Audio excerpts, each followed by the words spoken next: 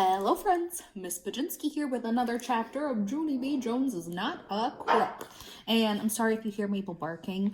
There are some people outside doing construction on the road, and she's very excited about them. But I know it's been a long time since we have read this Junie B book, and I'm very sorry about that.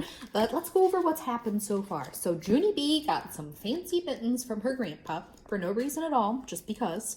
And she wore them to school, and she went outside and played horses with her friends at recess. And then what happened to her mittens? They went missing. What is she gonna do? Chapter 4, No Teddy Backpack. I run all around the tree. 911, 911, 911. I hollered, somebody stole them. Somebody stole my mittens. Mrs. came very quick. They stole them. They stole my mittens. 911. I shouted some more. Mrs. bended down next to me. Who, Junie B, who stole them? She asked.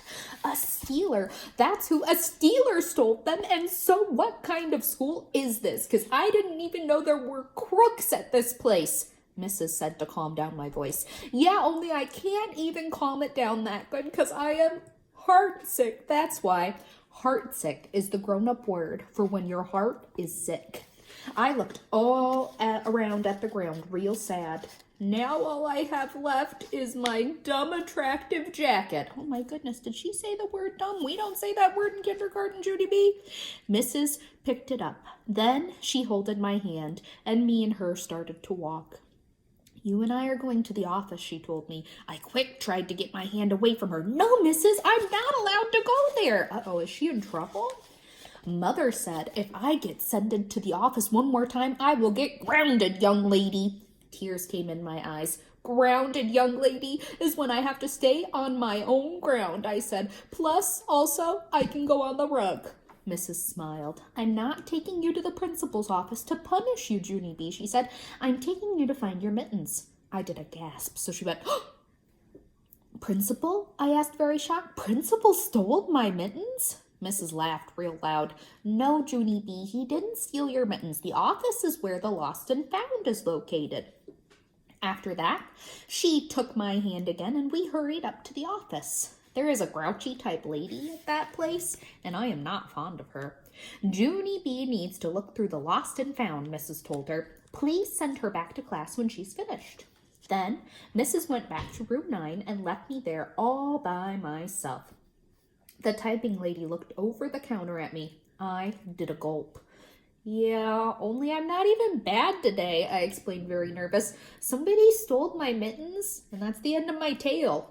The typing lady kept looking at me. She didn't say any words. Sweat came on my head. Ooh, it's warmish in here, isn't it? I said. Just then, I heard a door open. It was Principal. He was coming out of his office. I jumped up and down at his sight because I know that guy is very good.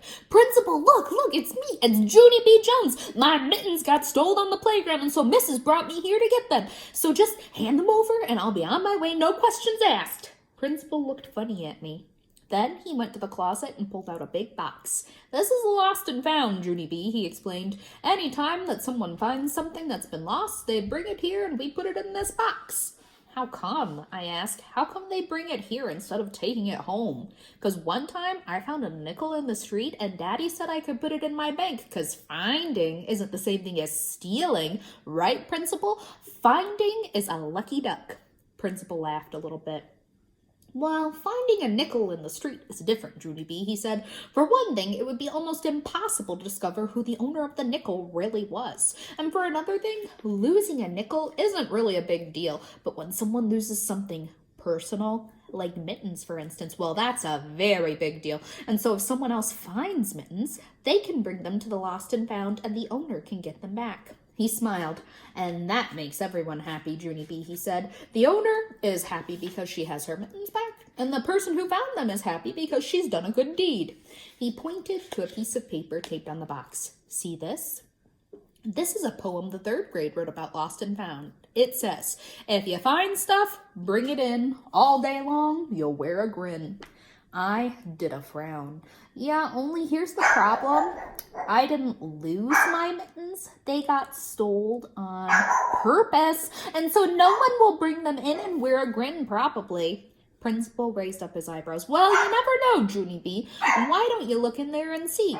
He opened up the box for me. That's when my eyes got big and wide, because it was filled with the wonderfulest items I ever saw. There were sweaters and sweatshirts and baseball caps and gloves and balls and a lunchbox and a scarf and sunglasses and a watch with Mickey Mouse on it. Also, there was a backpack that looked like a teddy bear. Ooh, I always wanted one of these, I hollered, real thrilled. I put it on my back and skipped around the office. How does it look back there, I asked. Principal runned after me. He took the teddy off my back and put it back in the box. Ooh, we have a picture of Junie B with that teddy bear backpack on, and Principal here, and then there's that poem that third grade wrote. What does it say? If you find stuff, bring it in all day long. You'll wear a grin. We're looking for your mittens, remember? Just then, I felt upset again, because I almost forgot about those furry guys, that's why.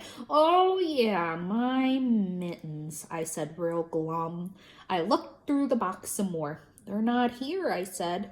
My mittens are gone forever, I think. I did a sad sigh. Then I picked up the teddy backpack again. Maybe I'll take this instead, I said, because this teddy backpack will ease my pain, I believe. Principal said no. How come, I asked, because that owner doesn't even want it anymore, I bet. Her mother already bought her a new teddy backpack, probably. And so this one is just going to go to waste. Principal stood me up and turned me to the door. That meant I was leaving, I think. Come back tomorrow and look for your mittens again, he said. I talked real fast. Yeah, only I just remembered something. I used to have a teddy backpack just like that one, maybe, only that I lost it probably, and so I'd better take that one home with me or else my mother might be mad. Principal walked me to the door. He faced me down the hall. Goodbye, Junie B, he said. I hanged my head real disappointed, because guess why? Goodbye means no teddy backpack. That's the end of chapter 4. Was that backpack Junie B's? No. So would it have been good for her to take it? No. Because what if the owner came back looking for it? Even if you really, really want something, if it belongs to someone else, we can't take it, right? Right. So that was chapter 4. Chapter 5 is called Gargling and Scribbling. That's going to be interesting, and I will have that video up for you very soon. Have a wonderful day. I miss you all very much, and if you haven't, grown-ups, yet signed up for our Google Classroom, please do that as soon as you can, because the assignments for quarter 4 are listed there, and that is also where you can submit them. We will see you next time. Stay safe. Have some fun. Bye.